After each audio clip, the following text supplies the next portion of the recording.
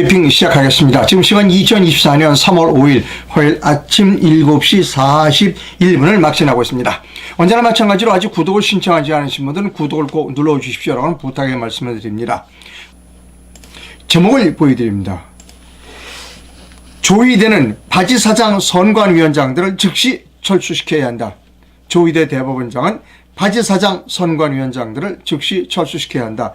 이것이 오늘 아침 뉴스 브리핑의 제목입니다. 아침에 들어온 소식부터 전해드리도록 하겠습니다. 의료계 소식입니다. 정부에서 미복귀한 전공이 면허 정지에 들어갔다는 겁니다. 그리고 한번 면허 정지가 되면 다시는 면허를 딸 수 없게 하겠다는 겁니다.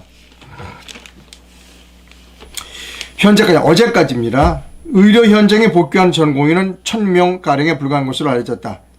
지난달 29일 오전 11시 기준으로 근무자 이탈자 8,945명이 10% 남짓이다. 정부는 4일과 5일 수련병원 221곳을 점검해 최종적으로 미복귀자를 파악한 후 면허 정지 및 고발에 착수할 방침이다.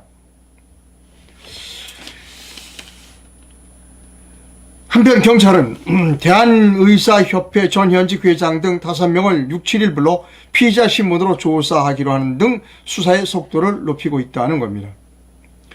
그런데 또 경북대 의대 교수들은 만약에 전공의가 처벌받으면 내가 제자를 지키겠다 하고 나왔습니다. 정부가 전공의에 대해 면허 정지 및 고발 절차에 착수하자 교수들 사이에서도 단체 행동 움직임이 일고 있다. 이번 사태 이후 처음 사죄 의사를 밝힌 교수도 나왔다는 겁니다. 서울 아산병원과 강릉 아산병원, 울산대 의대 교수들은 3일 성명을 내고 정부의 사법적 처리가 현실화된다면 스승으로서 제자를 지키기 위해 행동에 나설 수밖에 없다며 단체 행동 추진에 밝혔다는 겁니다. 저는 이렇게 생각합니다. 아니 이걸 뭐 이렇게 풀어나가나? 갑자기 뭐 2,000명을 늘린다 뭐 10년 후에 얘기해요. 그럼 차분히 준비해도 되잖아요. 지금 제가 느끼기엔 저는 서울에서만 살았습니다. 주로 서울에서만 살았고 제가 느끼기에 의사 수는 부족하지 않습니다. 지금 현재 시점에서. 왜냐하면 저희 아파트 단지 내에도 의원이 많아요. 뭐 다 있습니다. 뭐 내과 뭐 다 있어요. 뭐 이비인후과, 안과 다 있어요. 내과도 뭐 두세 개나 돼요. 많이 있습니다. 치과도 있고. 전혀 제가 느끼기에 서울에 사는 제가 느끼기에 전혀 의사 숫자는 부족하지 않다는 겁니다. 그리고 제가 사는 이 아파트에 보면 대학병원도 있어요. 이대 목동병원도 있습니다. 그러니까 저는 물론 운이 좋아서 그런지 의료 혜택, 그러니까 의사 혜택에 전혀 불만이 없는 사람입니다. 자, 그런데 부족하대 의사가 지방이 부족하다고 그래요. 그러면 지방에 근무하는 의사들이 부족하면 서울에 있는 의사들, 대도시에 있는 의사들 지방으로 어떻게 내려보니까 유인책이 먼저 그것이 필요하다는 겁니다. 지금 10년의 의사를 내리느냐 줄이느냐의 문제가 아니라 지금 당장 지방에 의사가 부족해서 뭐 산부인과가 없다. 지금 당장 문제부터 해결해야 한다는 것이지요. 그러면 서울에 있는 의사들을 지방에 내려보내려면 유인하면 되는 거 아닙니까? 예를 들어서 유인책을 쓰면 되는 거죠. 근데 서울에 있는 의사들이 1년에 1억 번다. 그럼 지방에 있는 의사들 2억 벌게 해주면 되잖아요. 누가 그러더라고요. 지방에 있는 의사들 2억 벌게 해서 지방 안 간다는 거예요. 오, 잘 됐어요. 3억 주면 되지. 예? 서울에 있는 의사 1억 버는 지방에 있는 의사 3억 벌게 해주면 되잖아요. 3억 주면 4억 주면 되지. 그래도 안 갈까? 이거 지금 국립대 병원 교수들을 1,000명을 증원한다. 의대 늘리는 게 예산 안 들어가는 것 같아요? 이거 다 예산 들어가는 겁니다. 지금 당장 급한 거는 10년이나 20년 후에 의사 숫자가 아니라 지금 당장 급한 거는 지방에 의사가 없다는 겁니다. 그것부터 해결해야 돼요. 그리고 차분히 하면 돼. 왜 선거 직전에 이렇게 난리를 쳐가지고 뭐 구속한다. 아니 뭐 의사들이 무슨 파렴치범이에요? 수갑 채워서 구속시키게. 왜 이런 식으로 풀어나가느냐 이거예요. 저는 솔직하게 얘기해서 이번 의료 사태는 대단히 그리고 아주 의도적인 정치적인 행위라고 봅니다. 지금 선거를 앞두고 김건희 씨 뭐 디올백 사건은 쏙 들어갔잖아요. 그런 자신의 그리고 현 정부의 그 잘못된 점을 선거를 앞두고 다른 이슈를 불러들여서 묻겠다라고 하는 매우 불순한 의도가 있는 행위다라는 생각합니다. 저는 의사수를 늘려야 하는지 줄여야 하는지에 대해서는 저는 연구가 부족해요. 하지만 지금 이 시점에 이렇게 행동하는 것은 아니라는 겁니다. 왜냐하면 여러분, 사람이 과거의 한 행동을 보면 지금 현재 그 사람이 어떤 행동을 하고 있다는 것을 의심할 수밖에 없다는 겁니다. 지금 이 사태를 하는데 뭐 연일 윤석열 대통령도 지방에 가서 지방 의대를 살리겠다 이런 얘기가 또 돌아다니고 있어요. 그 사람의 의도를 의심할 수밖에 없다는 겁니다. 왜? 그 사람이 과거에 어떤 행동을 했는가를, 그 사람의 과거의 판단이 옳았는가를 우리가 검증해 줄 필요가 있다는 겁니다. 그 양반이 검찰총장 할 때 판단을 잘했어. 그러면 이번에 의료 이 사태에 대해서도 윤석열 대통령의 판단이 맞을 거라고 하지만 과거의 판단, 아주 중요한 판단을 잘못했다면 지금 이 사건에 대한 판단도 잘못했을 가능성이 크다는 겁니다. 자료를 보여드릴게요. 2019년 8월 9일 윤석열 현 대통령이 당시에 검찰총장이었을 때의 뉴스, 연합뉴스입니다. 매우 중요한 것에 대해서 윤석열 대통령은 판단착오를 일으켰어요. 윤석열 검찰총장은 판단착오를 일으켰어요. 여러분 보여드릴게요. 잘 보세요.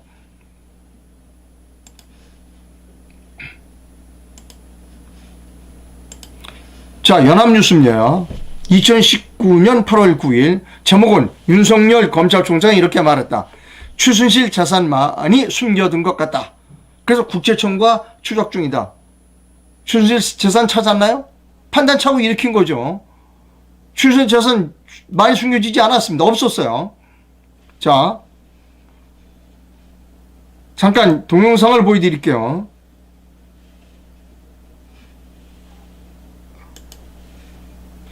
윤석열 검찰총장의 판단이 옳았는지를 한번 확인해 보세요. 국정농단 사건의 주범인 최순실 씨의 재산이 상당히 많이 숨겨진 것 같다고 윤석열 검찰총장이 언급했습니다. 국세청과 공조해 최 씨의 재산을 추적 중인 검찰은 향후 몰수와 추징에는 큰 영향이 없을 것으로 보고 있습니다. 박수주 기자입니다. 윤석열 검찰총장은 취임 인사차 국회를 방문해 최순실 씨의 숨겨둔 재산이 상당히 많을 것 같다는 취지의 발언을 했습니다. 민주평화당 정동영 대표를 만난 자리에서 같은 당 조배수 의원이 최 씨가 딸 정유라에게 옥중서신을 보내 재산을 빼돌리려 했다는데 이 문제를 어떻게 할 것이냐 묻자 이같이 답한 겁니다. 최근 한 언론이 공개한 최 씨의 옥중서신 추정 편지에는 건물이 곧 팔리면 추징금 70억 원을 공탁하고 남는 돈 중 30억 정도를 줄 테니 나중에 조용해지면 건물을 사라고 하는 내용이 담겨 있었습니다. 또 생활비 등은 계속 줄 테니 걱정하지 말라고도 적혀 있었습니다. 자, 여러분. 최 씨는 지난 1월 서울 강남구에 갖고 있던 빌딩을 120. 자, 여러분. 최순실 씨가 재산을 많이 갖고 있다라고 하는 윤석열 검찰총장의 판단이 맞았나요? 틀렸잖아요. 안민석이면 300조 정도 된다고 그랬대. 그러니까 과거에 그 사람이 어떻게 판단했는가를 보면 지금 현재 그 사람의 판단이 올바랐는가, 그 사람의 판단이 정치적인가 아닌가를 우리가 의심할 수밖에 없다는 겁니다.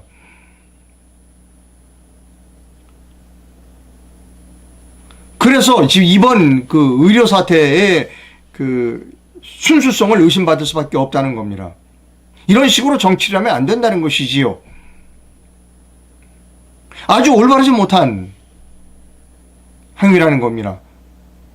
당장 중지하고 선거가 끝난 뒤에 차근차근 이 문제는 다시 논의해야 한다 하는 것이 제 견해입니다. 사람이 그렇죠. 이제 우리 일상생활을 좀 예를 들어 드리겠습니다.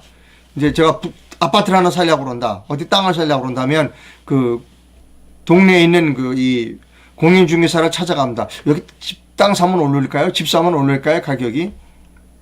근데 그 사람이 그걸 잘 맞췄어, 옛날에. 그러면 그 사람 믿을 수 있죠. 근데 옛날에 그 사람이 다 예측한 게 틀렸어. 집 사는데 집값 떨어지고 그랬어. 그럼 그 사람 믿을 수 없는 겁니다. 검찰총장이 돼서 최순실이가 재산이 많을 것 같아. 판단이 틀렸잖아요. 지금 앞으로 10년 후에 의사들이 뭐 엄청나게 부족할 것 같다. 그 판단을 지금 믿을 수 있을까? 저는 대단히 잘못됐다. 이 논의는 당장 중단하고 선거가 끝난 이후에 차분하게 다시 논의해도 늦지 않다. 어차피 10년 후의 얘기니까. 이것이 제 견해입니다. 자, 오늘 아침에 아주 중요한 기사가 있어요. 중앙일보 기사입니다.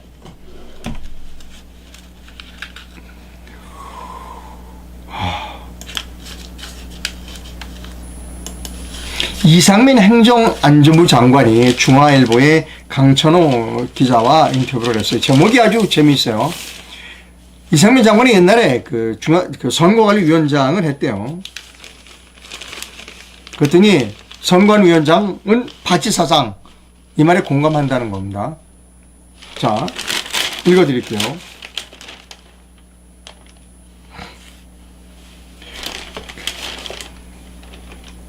자, 이렇게 물었어요. 강찬호 기자가.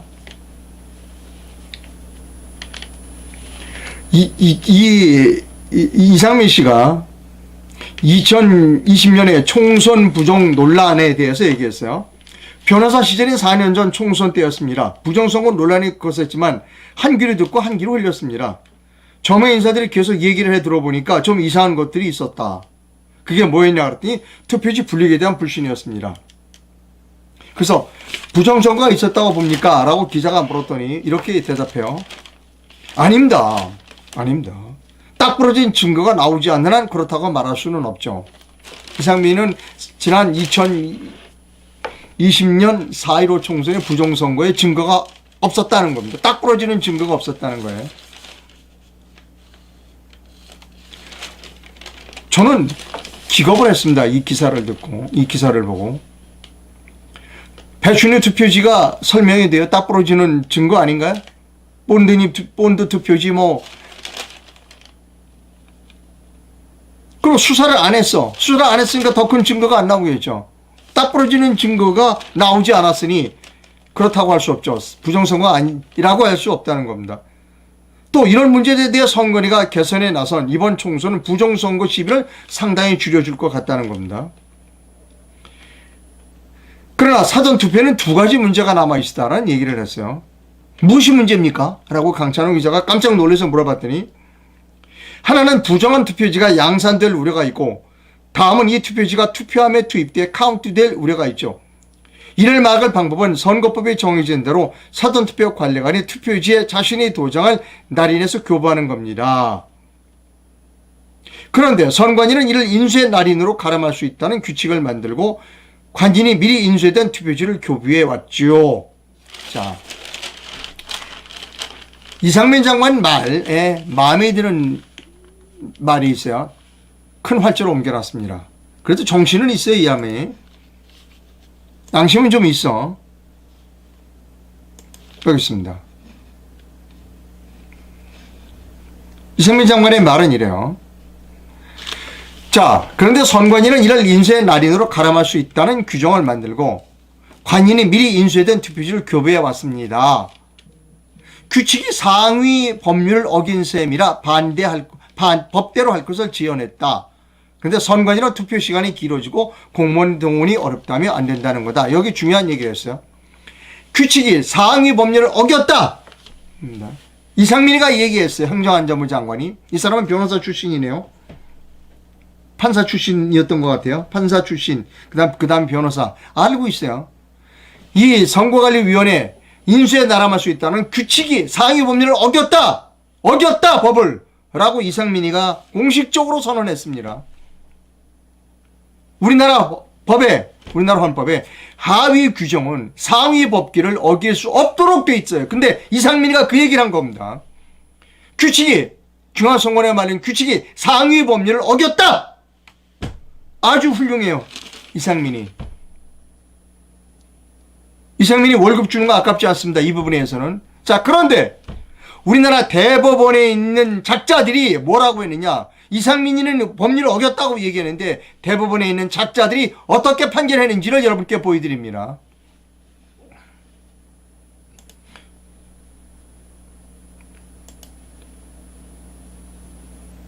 자, 두 번의 판결이 있었어요. 이것은 산투표관리관이 인쇄 날인은, 즉 인쇄된 것은 위헌이다. 그래서 문재인 대통령의 당선을 취소해달라고 하는 두 건의 선거 무효 소송이 있었어요. 자, 천대엽, 지금 현재 대법원 행정처장을 하고 있는 천대엽, 민유숙, 조지현, 이동훈이는 지금 대법관하고 있습니다. 어떻게 판단했느냐 이렇게 했어요. 사전투표를 효율적으로 진행하기 위하여 사전투표관리관이 날인 역시 인쇄할 수 있도록 규정한 것은 공직선거법의 위임 범위를 일탈하였거나 헌법상 비밀투표의 원칙이 위배되었다고 볼 수 없다 라고 천대엽, 민유숙, 조지현, 이동훈이가 판결했어요. 그런데 아까 행정안전부 장관은 무슨 얘기야, 규칙이, 선거관이 규칙이 상위법규를 어겼다고 했어요. 그런데 천대엽, 민유숙, 조지현, 이동훈이는 아니 공직선거법의 위임 범위를 일탈했다고 볼 수 없다. 공직선거법에 도장을 날인하라 라고 하는 것을 명의했는데 법에 규칙에서 인쇄할 수 있다. 이걸 그대로 허용하지 않은 사람이 천대엽, 민유숙, 조지현, 이동훈입니다. 이 사람들이 사법시험을 붙은 사람들이에요? 또 있어요. 또 있습니다. 지금 현재 대법원장 조희대 얘기를 할게요. 조희대의 판결은 어차피 선거 무효 소송입니다. 문재인이 대통령 됐던 선거 무효 소송. 사전투표관리관은 투표용지 발급기로 선거권이 있는 해당 선거의 투표용지 인쇄하여 사전투표관리관이 자신이 도장을 찍어라. 발급기로 인쇄해라. 그 다음 도장을 찍어라. 그리고 일렬번호를 떼지 않고 교부하라 라고 하는 규정의 취지가 사전투표관리관이 그 성명이 기재된 도장 직접 찍을 것을 전제했다고 볼 수 없다. 아니 법에 찍으라고 돼 있잖아. 근데 반드시 찍으라고 볼 수 없다 라고 누가 판단했냐. 이동원, 김재용, 조희대, 민유숙. 조희대 뭐하는 사람이죠? 현재 대법원장이에요. 조희대 사법시험은 붙었나요? 아니 이상민이가 얘기하잖아. 행정안전 이거 합의 규정은 상위 법규를 위반할 수 없다라고 얘기하잖아. 이상민이가 행정안전부 장관이. 그럼 이 사람들 다 뭐야? 이동원, 김재용, 조희대, 민유숙, 천대엽, 조재현, 이동훈. 이 사람들은 다 허위공문서를 작성한 사람들이 허위공문서. 허위공문서 작성 및 동행사 혐의로 모두 수갑차고 감옥에 가야 할 사람들이라는 겁니다. 아니 이상민이가 얘기했잖아요. 이상민이는 월급 줘도 됩니다. 이 사람들 월급 주면 안 돼요. 전부 감옥에 보내야 돼요. 천대엽이, 민유숙이, 조재현이, 이동훈이, 조희대, 김재영이, 민유숙이 다 감옥 보내야 됩니다. 뭐 그러니까 이상민 씨 똑똑한 사람이구만. 어?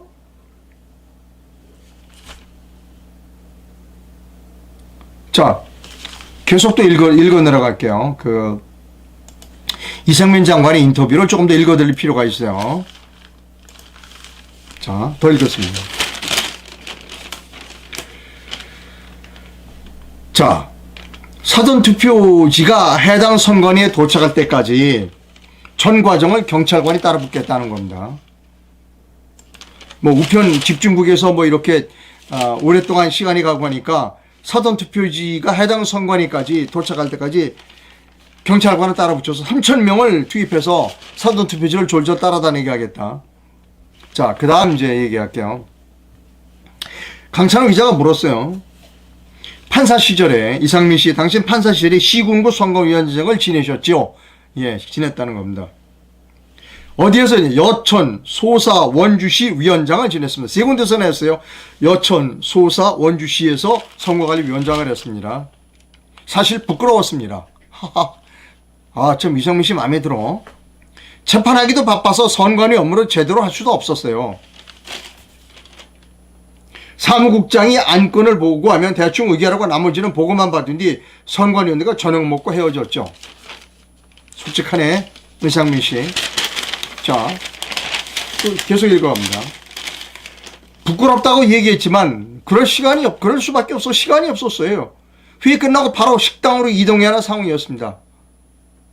도시락을 먹으며 계속 회의를 했었어야 되는데 지금 그거 참 너무나 아쉽습니다. 그럼 선거 당일은 어떻게 했습니까? 선관위원 9명이 두세 표로 갈려 투표소를 둘러보고 저녁 때 개표 상황 보면서 앉아 있었습니다. 그러다 사고 터지면 책임을 위원장이 지신다는데요. 그렇죠. 책임져야 돼요. 자, 시군구 선거관리위원장을 지낸 전직 판사가 나는 바치 사상이었다 이렇게 얘기하는데 이상민 씨 당신은 어떻게 생각합니까? 예, 맞아요. 그런 개념 공감합니다. 법조인이 선관위 참여는 좋지만 현직은 재판 부담이 너무 심해서 제대로 일하기 쉽지 않아요. 그러니까 빠져야 돼요. 이게 이상민 씨 얘기입니다. 자, 제가 조희대에게 여러 번 얘기했어요. 조희대 대법원장이란 그 칭호를 붙여주기도 아까워요. 조희대에게 여러 번 얘기했습니다. 지금 바지 사상들 전부 불러들이세요. 바지 사상 불러도 지금 현행법상 아무런 문제가 안 생겨요. 현행법에 반드시 중앙선거관리위원회 위원장, 그 다음에 각급 선거관리위원장이 반드시 판사해야 될 필요는 없어요. 규정이 없어요. 반드시 판사가 된다는 규정이 없어요. 그러면 불러들이세요. 또 대법원장이 중앙선거관리위원회에 뭐 위원을 3명인가 추천하게 돼 있어요. 안 해도 돼. 거기서 반드시 판사가 판사를 임명하라는 법은 없어요. 불러들이면 돼요. 여러분, 일반 기업에서 아무 쓸데도 없는 사람을 바지 사장을 두고 월급을 주겠어요? 이거 국민이 낸 세금이에요. 국민이 낸 세금을 가지고 아무 하는 일 없는 사람에게 수당 주고 월급 주고 그 짓을 왜 하고 앉아있냐고요. 조희대 씨, 이게 단순 돈 같으면 그렇게 하겠어? 그리고 지금 노태학 중앙선거관리위원장을 비롯한 각급 선거관리위원회에 나가 있는 그 판사들에게 내가 좀 하고 싶은 얘기가 있어요. 당신들 미련한 거 아니야? 노태학을 비롯한 지금 현재 각급 선거관리위원회의 그 선거관리위원장 선거관리위원장 당신들 미련한 거 아니야? 그거 얼마나 위험한 자리인지 알아요? 바지 사장이라 아무것도 하는 일 없어. 사고가 나면 책임져야 돼. 그러니까 재판을 안 하는 거예요.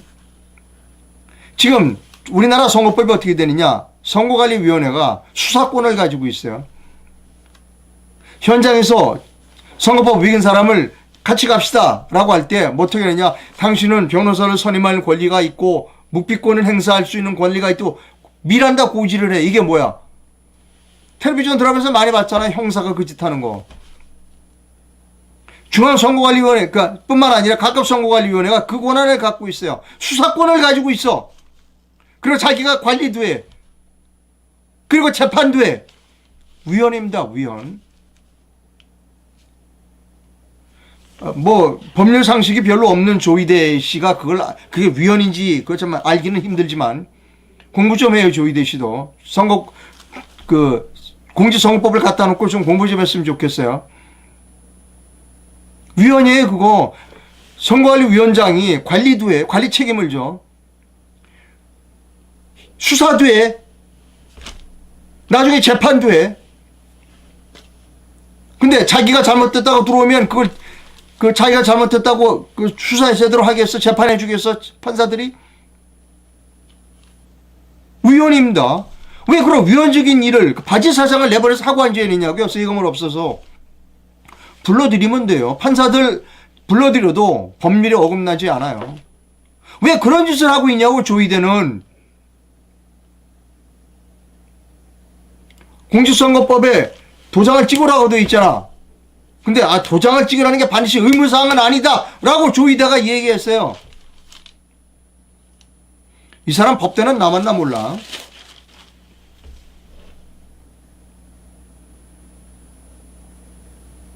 아마 법대 제대로 안 들어갔을 거야, 이 사람. 공직선거법에 도장 찍으라고 되어 있잖아. 근데 반드시 도장 찍으라는 건 아니래. 누가? 헌법에 있어요. 하위 규정은 상위 법규를 위반하지 말라고 있어. 이 사람이 지금 대법원장입니다. 이상민 씨가 아주 얘기 잘했어. 하위 규정은 상위 법규를 위반할 수 없다. 다음번 대법원장은 이상민을 시켰으면 좋겠습니다. 조이다 당장 잘라내고. 자,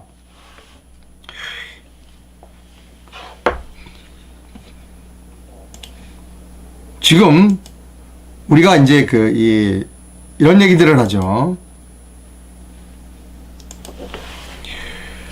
사정관리관 도장 찍어라 라고 했더니 국힘당 국민힘 특위에서 선관위 김용빈 사무총장 이렇게 말했어요. 인력과 예산을 줄 테니까 관리관 도장 직접 날인을 하라 라고 그랬더니 선관위에서 그렇게 못하겠다는 겁니다. 못하겠다고 주요 통첩을 보면서 그거 도장 못 찍고 인수하겠습니다는 겁니다. 그래서 뭐라고 그랬는가 하면 선관위가 이렇게 얘기했어요. 직접 날인이 아니더라도 유권자가 보는 앞에서 투표 용지가 프린터로 인쇄된다. 많은 얘기예요. 신분증을 내면 신분증을 내면 프린터가 자동으로 인쇄돼요. 그러니까 가짜 투표지를 만들 가능성이 없으니까 상관없다는 겁니다. 이거는요, 말을 완전히 뒤집은 거예요. 지금 투표 관리관이 도장을 찍는 거는 왜 찍는지 아세요? 투표하러 오는 사람이 진짜 투표하러 온 사람인지, 진짜 투표권자인지 아닌지를 확인하기 위해서 투표지를 주면서 도장을 찍는 거예요. 지금 선관위의 말은 완전히 뒤집어서 얘기를 하고 있는 겁니다. 관리관이 도장을 찍어주는 거는 이 투표권자가 맞는다, 아니다. 이 사람이 중국 사람이다, 말레이시아 사람인데 그냥 와서 속이고 와서 이거 투표를 행사한다. 이걸 확인하기 위한 확인 도장이지. 그 투표 용지가 제대로 됐냐 안 됐냐를 확인하기 위한 도장이 아니라는 겁니다.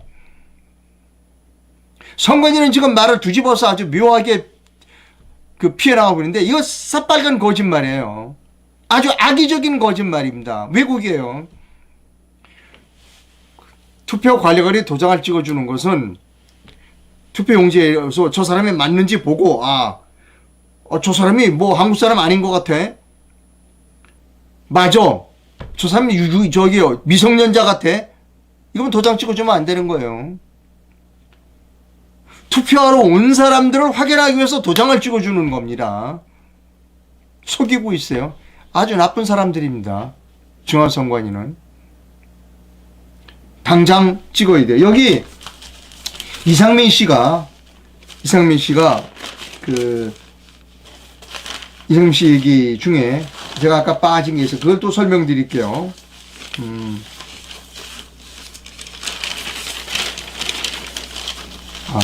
이상민 씨 마음에 들어요. 물론 이제 증거 없다는 얘기를 빼고는 다 마음에 들어요. 자, 해봤대요. 해봤어. 투표 이렇게 관리관 도장 찍는 게 해봤대요. 한번 자기들이 시뮬레이션 해봤대. 힘드는가? 그랬더니 힘들지 않다는 거예요. 그 내용이 있습니다. 시뮬레이션을 해봤습니다.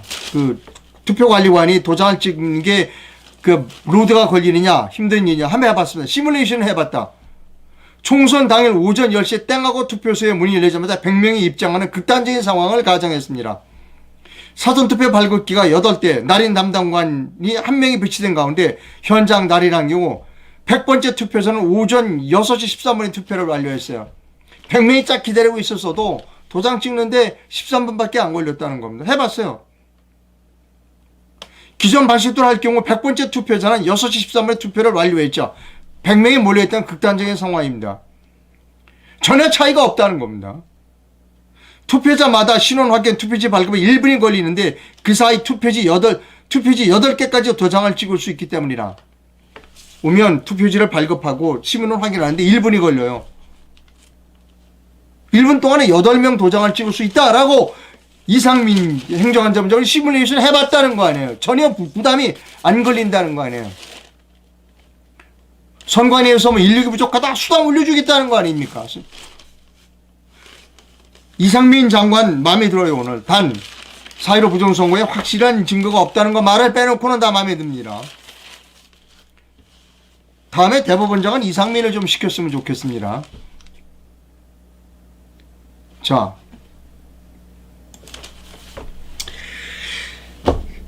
계속 선거 얘기를 좀 해야 되겠어요.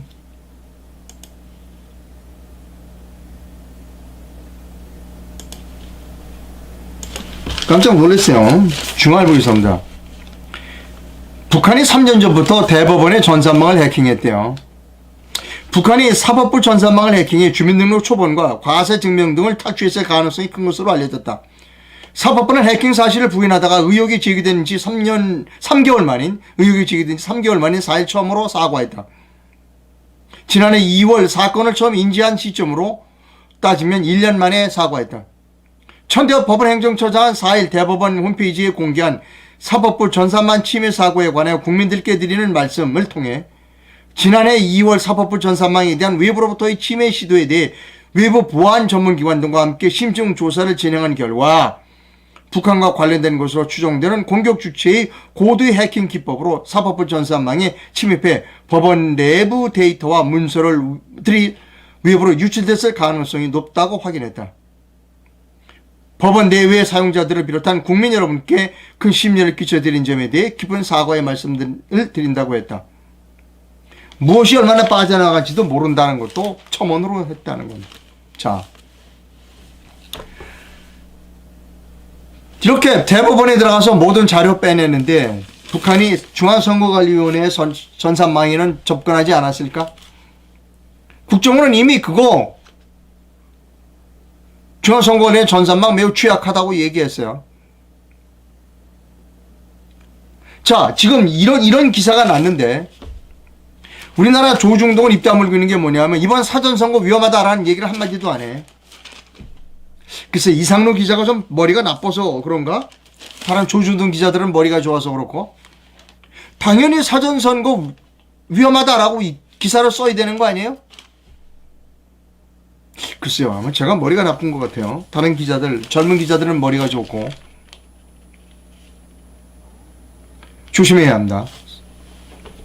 사전선거는 100% 컴퓨터 선거이기 때문에 북한이 맘만 먹으면 A 후보를 B로 바꿀 수 있고 당선자를 B 당선자를 A로 바꿀 수 있고 그보다 더 끔찍한 사건은 뭐냐면 완전히 선투표 이튿날짜 선관위에 해킹해서 완전히 자료로 삭제해버리는 겁니다. 그러면 누가 투표했는지 안 했는지도 몰라. 난리가 나는 겁니다. 그런 위험을 왜 안고 사전투표를 하느냐는 겁니다. 컴퓨터 투표를. 그의 그런 위험성을 기자가 말해줘야 하는 것입니다. 저 앞에 커다란 웅덩이가 있어요. 근데 고속버스가 막 달려. 40명 탄 고속버스가. 그러면 기자가 그 앞에서 손을 들고 막 흔들어야 되는 겁니다. 오지 마세요. 위험합니다. 그런 일을 하라고 기자들을 밥을 먹여주는 거예요. 근데 우리나라 기자들은 그런 거 아니에요. 밥 먹을 자격이 없는 기자들이 대한민국 기자들입니다. 그런 걸 보고 사이비 기자라고 얘기하는 거예요.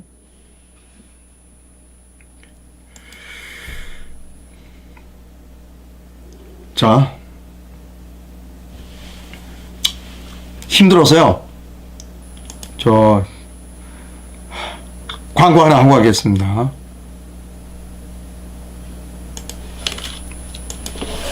이지훈 씨 광고입니다. 정권이 교체됐다고 말씀하시는 분들은 잘 들으세요.